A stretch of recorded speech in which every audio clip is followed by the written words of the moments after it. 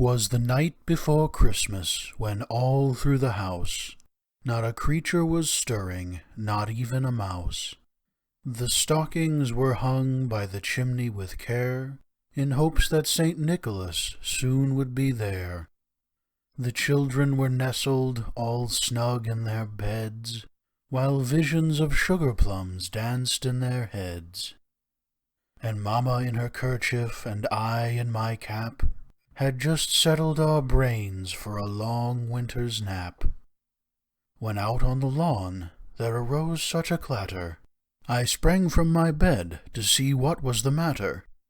Away to the window I flew like a flash, tore open the shutters, and threw up the sash.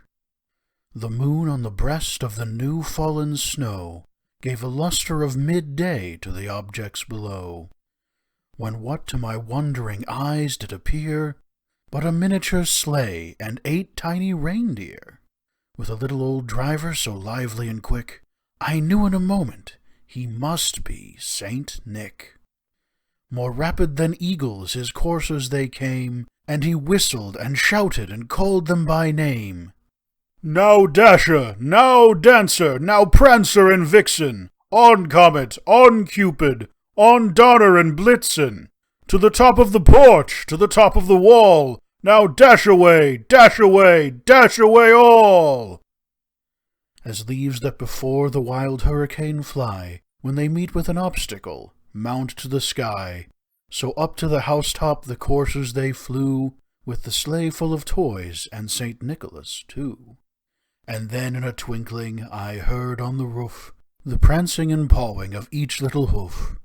As I drew in my head and was turning around, down the chimney Saint Nicholas came with a bound. He was dressed all in fur from his head to his foot, and his clothes were all tarnished with ashes and soot. A bundle of toys he had flung on his back, and he looked like a peddler just opening his pack. His eyes, how they twinkled, his dimples, how merry, his cheeks were like roses, his nose like a cherry. His droll little mouth was drawn up like a bow, and the beard on his chin was as white as the snow. The stump of a pipe he held tight in his teeth, and the smoke it encircled his head like a wreath. He had a broad face and a little round belly that shook when he laughed like a bowl full of jelly. He was chubby and plump, a right jolly old elf, and I laughed when I saw him in spite of myself. A wink of his eye and a twist of his head soon gave me to know I had nothing to dread. He spoke not a word, but went straight to his work, and filled all the stockings, then turned with a jerk, and laying his finger aside of his nose, and giving a nod, up the chimney he rose. He sprang to his sleigh, to his team gave a whistle, and away they all flew like the down of a thistle.